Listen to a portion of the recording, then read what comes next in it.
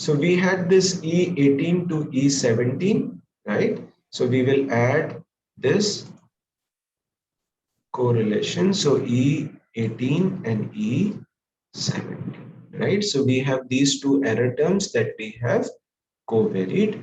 So we will save this model and run it again, and we'll see what has happened to our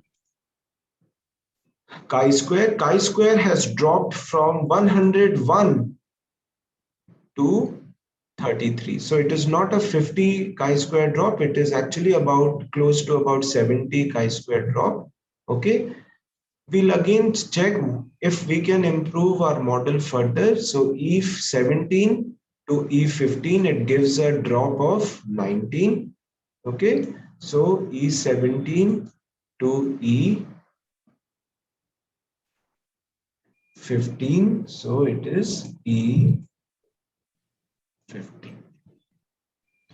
Okay, we will save this again and we will run it and check what is happening to our chi-square. Now chi-square has become 11 from 33. Okay, and the degree of freedom has gone down further by 1. Our p-value is still less than 0.05. Okay, we can check our other model fit. Relative chi-square is greater than 3. RMSEA value is also greater than 0.07. So we check modification index and we see E17 with E14 gives a chi-square drop of 6.7. So we covary E17 and E14 and we run it again and we check. Now we have got a chi-square of 2.8, degrees of freedom is 2, and now the probability is greater than 0.05.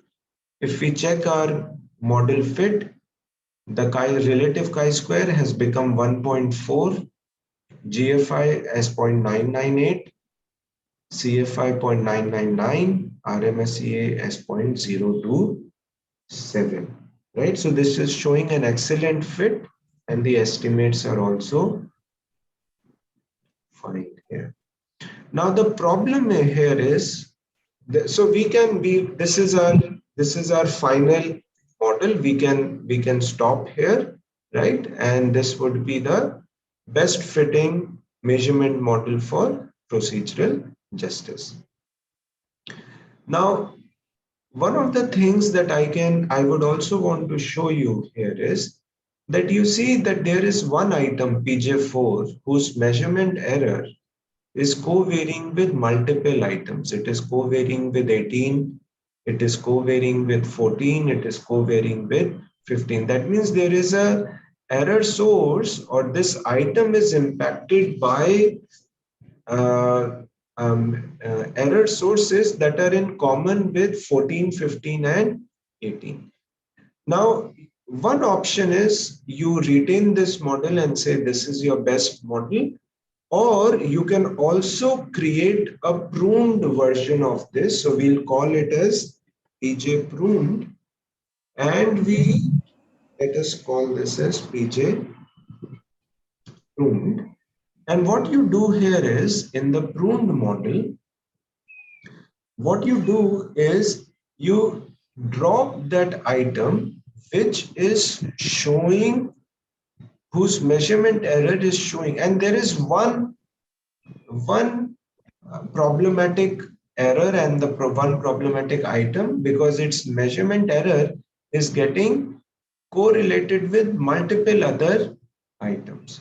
So one of the things that you can also do, I'm not saying you should do, is you can drop this item completely from your analysis, and now you will get a very clean model which is having 4 items, PJ1, 2, 3, and 4. And now if you run this model, you will see in one go, without any change, you are getting exactly the same model fit as you had got in the previous model. So if we compare the previous model and we check its model fit 2.817 degrees of freedom is 2 and 0.245, and we check the pruned model, we get exactly the same model fit for the pruned model. We don't have to co-vary any terms here, okay, and it is a nice fitting model.